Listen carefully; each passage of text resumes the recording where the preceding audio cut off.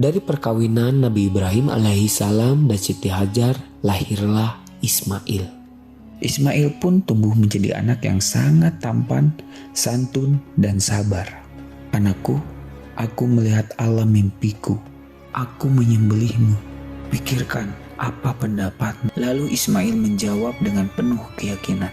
Ayah, laksanakan perintah Allah. Insya Allah, aku sabar menerimanya.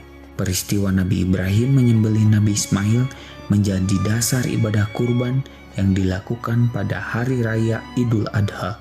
Ketika Ka'bah sudah jadi, Nabi Ibrahim alaihissalam berdoa untuk beliau dan anak keturunan mereka berdua. Antara lain agar Nabi Ismail diangkat menjadi rasul dari keturunannya, maka diangkatlah Nabi Muhammad.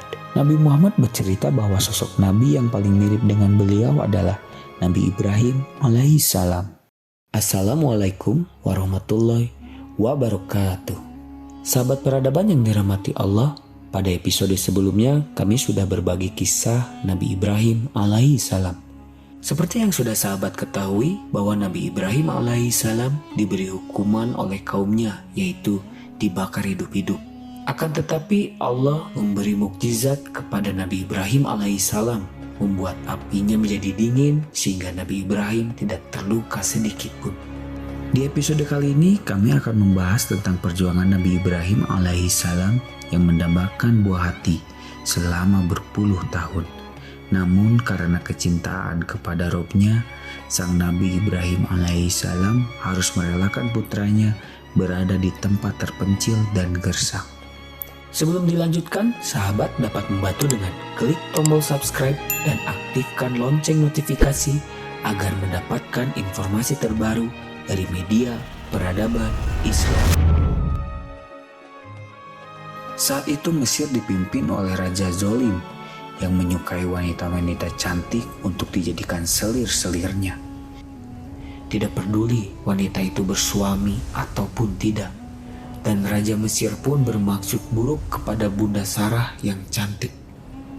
Allah menghalangi niat sang raja, maka raja mengembalikan Sarah kepada Nabi Ibrahim alaihissalam dan memberi hadiah seorang pelayan untuk Bunda Sarah.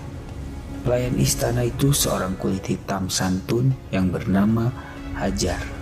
Ketika Nabi Ibrahim alaihissalam tinggal beberapa lama di Mesir, dimanapun Nabi Ibrahim alaihissalam berada, beliau selalu mendakwahkan pengabdian kepada Allah subhanahu wa ta'ala. Tetapi bumi Mesir juga bukan tempat yang baik untuk perkembangan dakwahnya. Maka Allah memerintahkan hijrah kembali ke Palestina. Bertahun-tahun membina rumah tangga, Nabi Ibrahim alaihissalam belum dikaruniai anak. Meskipun tak henti-henti beliau berdoa memohon keturunan. Bunda Sarah pun menyadari bahwa dirinya ternyata mandul dan semakin tua. Bunda Sarah meminta Nabi Ibrahim alaihissalam untuk menikahi Hajar, pelayan mereka yang soleha dan setia. Dari perkawinan Nabi Ibrahim alaihissalam dan Siti Hajar lahirlah Ismail. Kebahagiaan Nabi Ibrahim dan Bunda Hajar membuat Bunda Sarah tidak nyaman. Teringat akan dirinya mandul membuat pilu hati beliau.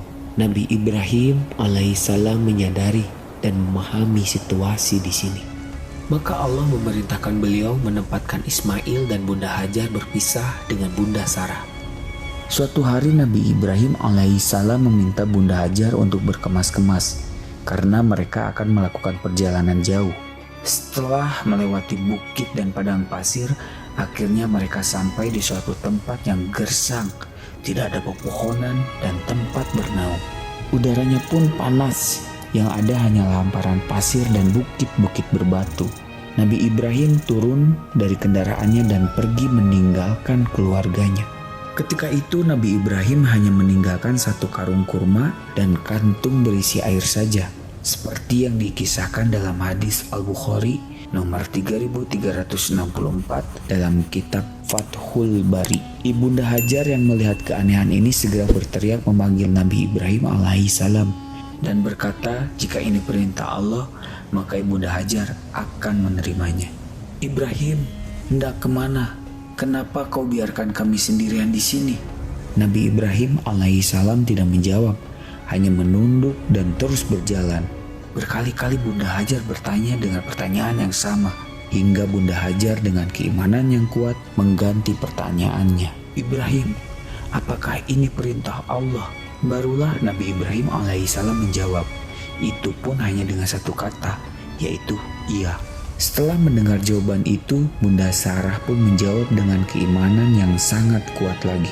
Kalau begitu, aku yakin Allah tidak akan menelantarkan kami. Ibunda Hajar begitu sabar dan ridho pada keputusan Allah Subhanahu wa Ta'ala. Nabi Ibrahim alaihissalam sebenarnya tidak tega meninggalkan keluarganya di tempat terpencil, gersang, dan hanya meninggalkan beberapa perbekalan makanan saja. Tetapi keyakinan akan kebenaran Allah dan kemurahannya akan menjadikan beliau mematuhi perintah yang sulit ini. Kekhawatiran Nabi Ibrahim alaihissalam adalah khawatir jika ada khalifah jahat yang melintas melewati Bunda Hajar. Maka dengan berlinang air mata sebelum melanjutkan perjalanan ke Palestina, ketika sudah menuruni bukit dan tidak bisa melihat lagi Bunda Hajar dan Ismail, beliau berdoa, Tuhanku, aku telah menempatkan keluargaku di tempat yang gersang, di dekat rumahmu, Ka'bah.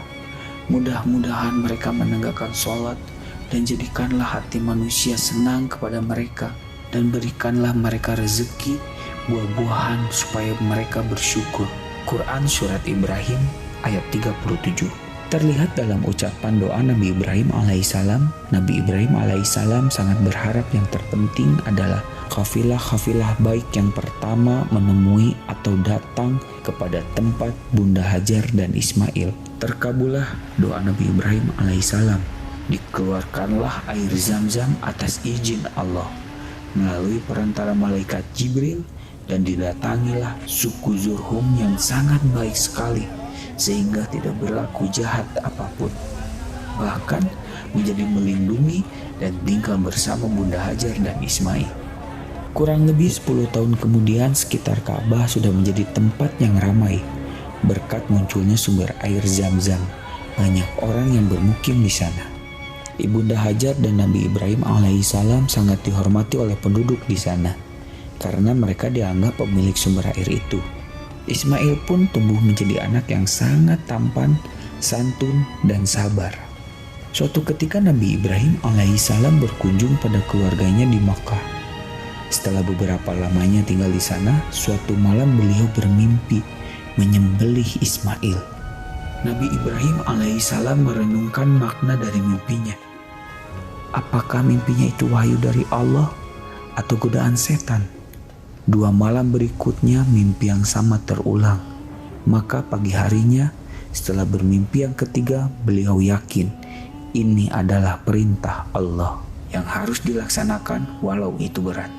Nabi Ibrahim bermusyawarah dengan keluarganya tentang mimpinya itu. Anakku, aku melihat alam mimpiku. Aku menyembelihmu. Pikirkan apa pendapatmu. Quran Surat Asy-Syaffat ayat 102. Ismail sangat memahami bahwa ayahnya adalah Nabi Allah, yang dimana mimpi para nabi adalah wahyu ilahi. Lalu Ismail menjawab dengan penuh keyakinan, Ayah, laksanakan perintah Allah. Insya Allah aku sabar menerimanya. Quran Surat Asy-Syaffat ayat 102. Bertambahlah rasa syukur Nabi Ibrahim alaihissalam kepada Allah dan kecintaan kepada anaknya, serta semakin yakin beliau untuk melaksanakan perintah Allah.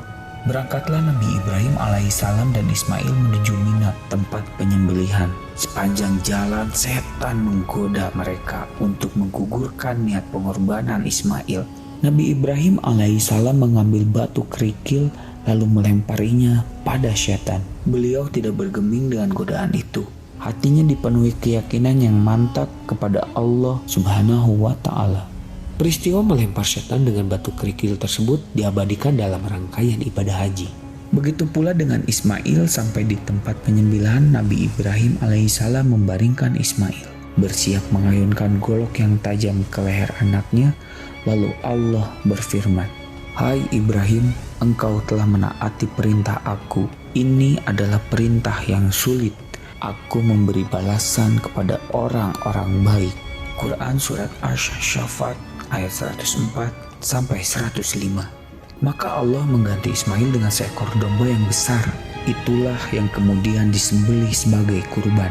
Peristiwa Nabi Ibrahim menyembelih Nabi Ismail menjadi dasar ibadah kurban yang dilakukan pada hari raya Idul Adha, 10 Zulhijjah, dan hari Tasyrik, 11 sampai 13 Zulhijjah.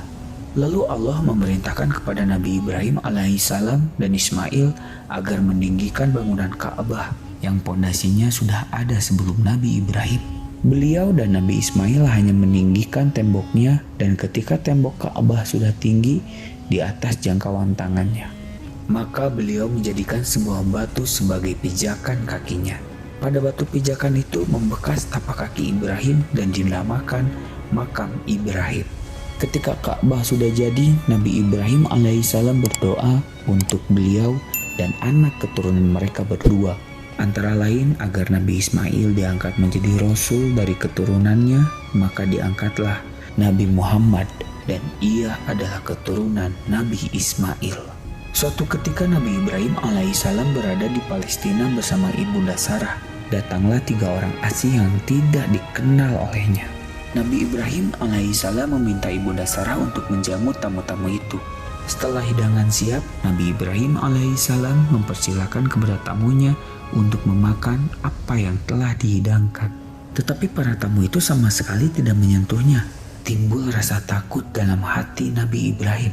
Jangan takut, kami adalah malaikat utusan Allah. Kami tidak makan dan tidak minum. Kami membawa kabar gembira bahwa Allah akan mengaruniai kalian anak yang sangat cerdas, yang mengetahui pengetahuan yang mendalam.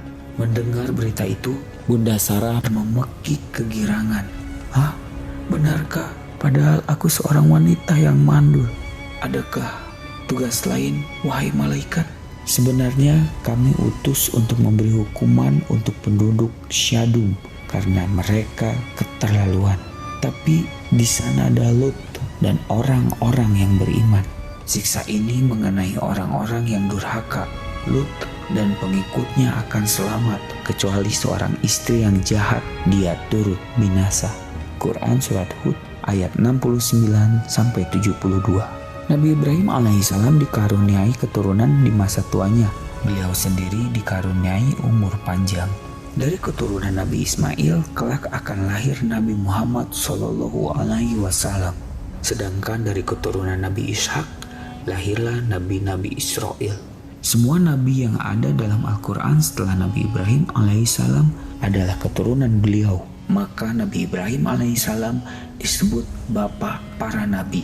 Dan Nabi Ibrahim alaihissalam disebut juga sebagai bapak tauhid yang pertama, mengajarkan bahwa Allah Tuhan semesta alam. Nabi Ibrahim alaihissalam diberi gelar Khalilullah yang artinya kekasih Allah. Banyak keteladanan yang diajarkan Nabi Ibrahim alaihissalam, yaitu teladan dalam menghormati tamu, menjadi seorang yang hanif, yang mengikuti kebenaran, selalu patuh pada perintah Allah, pemberani, sekaligus penyantun pada orang tua dan manusia pada umumnya. Nabi Muhammad bercerita bahwa sosok Nabi yang paling mirip dengan beliau adalah Nabi Ibrahim alaihissalam. Dan ketika Allah memerintahkan kepada Nabi Ibrahim alaihissalam untuk meninggikan Ka'bah, maka Ka'bah itu menjadi pusat ibadah, sholat, dan haji. Sahabat peradaban yang dirahmati Allah, dari kisah Nabi Ibrahim alaihissalam kita dapat memetik banyak hikmah. Bahwa ketika setan menggoda Nabi Ibrahim alaihissalam, beliau tidak bergeming dengan godaan-godaan itu. Hatinya dipenuhi keyakinan yang mantap kepada Allah Subhanahu wa Ta'ala. Begitu pula dengan Ismail yang patuh dan taat pada perintah Allah dan ayahnya, walaupun menaruhkan nyawanya. Sahabat, semoga kita semua selalu dilimpahkan hidayah agar terus berada di jalan Allah hingga akhir nanti. Sahabat peradaban, sampai di sini kisah yang dapat kami bagikan. Semoga dapat menginspirasi dan mohon maaf apabila ada kesalahan. Sahabat dapat membantu dengan klik tombol subscribe dan aktifkan lonceng notifikasi agar mendapatkan informasi terbaru dari media peradaban Islam. Semoga Allah membalas kebaikan sahabat semuanya. Assalamualaikum warahmatullahi wabarakatuh.